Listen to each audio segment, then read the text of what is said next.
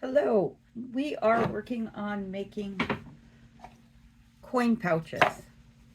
So, I'm going to do a couple of them just to show you how I do them quickly. So here is a length of cord that I'm going to use for the string. Now when you need to do a large quantity, my suggestion is that you create a rectangle and that you fold them in such a way that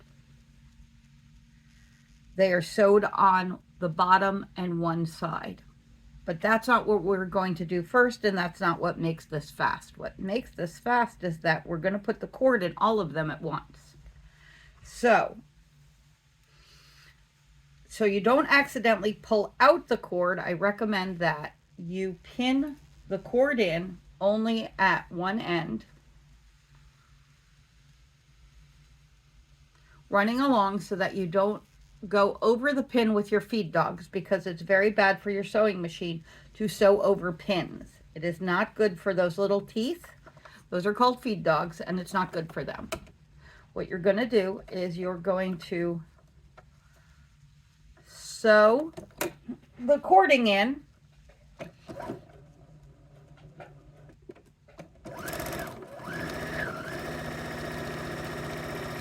and when you get to the end of that bag, you're going to add your next bag on.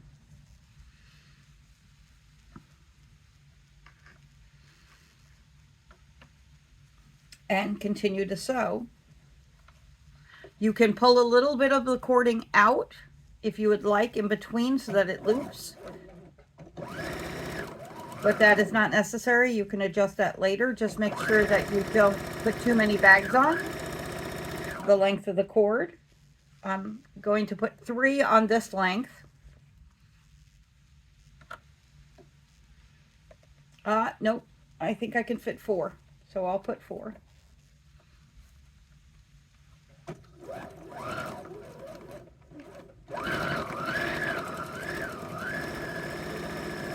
This is not about being super neat. It's about quantity.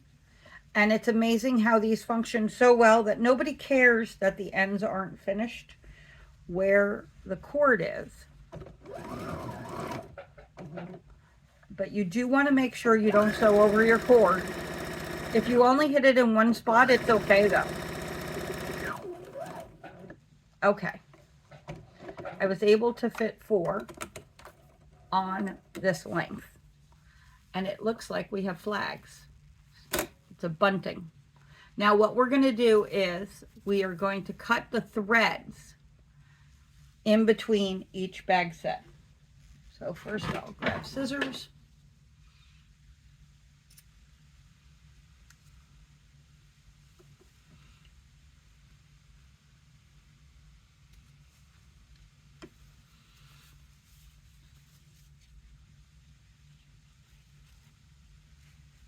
Okay.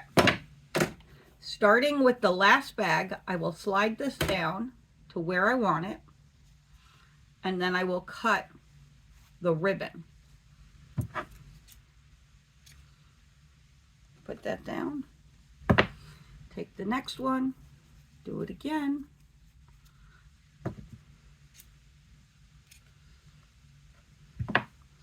Take the last one and do it again. And that is probably the least amount of ribbon that I can get away with per bag.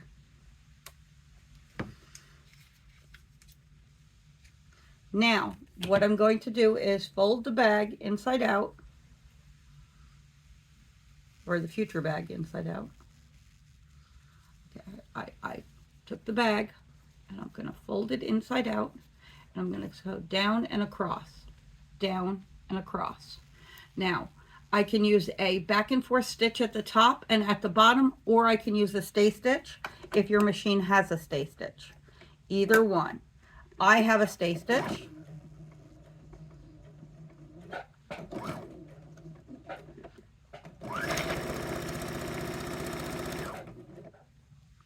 I'm going to end with my needle down at the corner and just turn.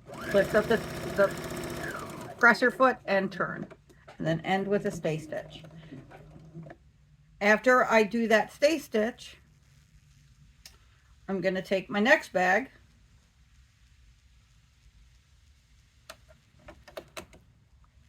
and at the bottom I'm going to start sewing that one. So I'll sew onto it and do my stay stitch. Then I will sew to the corner, leaving my needle down for turn. Sew to the top, and then right as I get to where the line of sewing is, I'll do my stay stitch. And then I have 2 bags. Cut them apart. Clean up the extra threads that are hanging on them.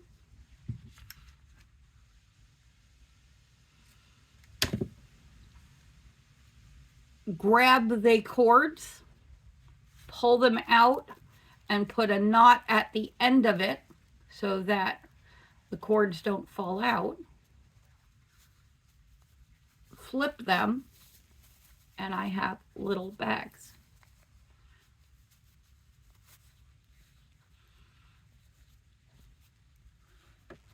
And that is all it does, all it takes to make a bunch of bags.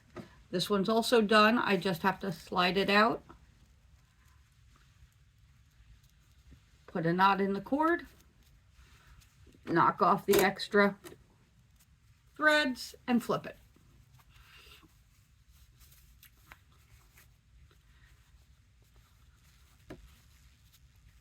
And you can do any number for any size quickly this way. Thank you.